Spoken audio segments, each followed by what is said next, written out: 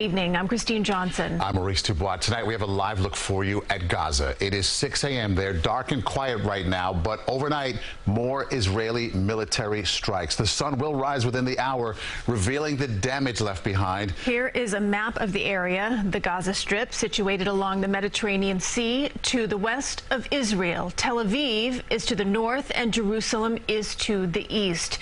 And here is where things stand tonight. At least 1,600 people have been killed since Hamas militants invaded Israel over the weekend. 900 in Israel have been killed, close to 700 in Gaza. At least 11 Americans among those dead. Hamas also kidnapped dozens of people and is threatening to kill the hostages. President Biden saying some of the kidnapped are believed to be Americans. We have team coverage for you tonight from Brooklyn to New Jersey, and we begin with CBS 2's Dick Brennan here now with the very latest from overseas. Dick. Well, Maurice and Christine, tonight Israel says it's still battling Hamas militants at the Gaza border and that some Hamas gunmen are still on the loose within Israel in the country. Hamas is also threatening to kill hostages if Israel doesn't stop attacking without warning. An explosion lit up the sky in Gaza as Israel struck back. The Israeli military promising what it calls a complete siege. Dr. Barbara Zind is an American doctor trapped in her Gaza hotel as the bombs go off nearby. Whenever you go to Gaza, you always know that there's danger of some violence while you're there. But no, I wasn't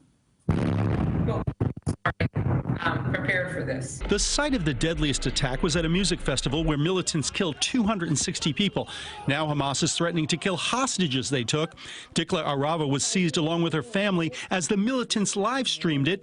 Her sister is desperate for the Israeli military to respond. Everything they can do. Among the captives, an 85-year-old grandmother who was paraded through the streets of Gaza. I'm sure she's very scared, and I'm sure she feels very alone. And tonight, the family of 25-year-old Noah Agramani, shown here being taken away, is making a tearful plea. Her father wants her returned home, but not by force.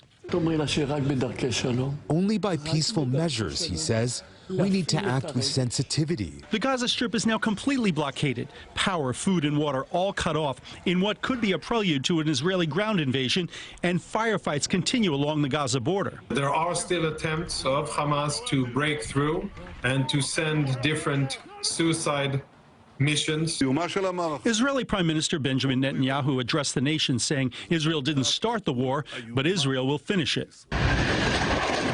But many want to know how Israeli intelligence could have failed to detect such a massive assault coming. It seems like Israel had no clue. The question is how much or how big is the failure? And this time is the biggest Israel ever experienced. President Biden met with his national security team and spoke to European allies looking for ways to head off a wider conflict. The Pentagon has already begun airlifting U.S. weapons to the Israelis, and a carrier strike group with 6 U.S. ships plus jets has nearly reached the eastern Mediterranean. Its goal to deter an attack by Hezbollah or Iran. And a senior defense official tells CBS News that the U.S. is worried that Hezbollah has a group, which is a group designated by the U.S. as a terror organization, might try to open another front north of Israel. Maurice and Christine.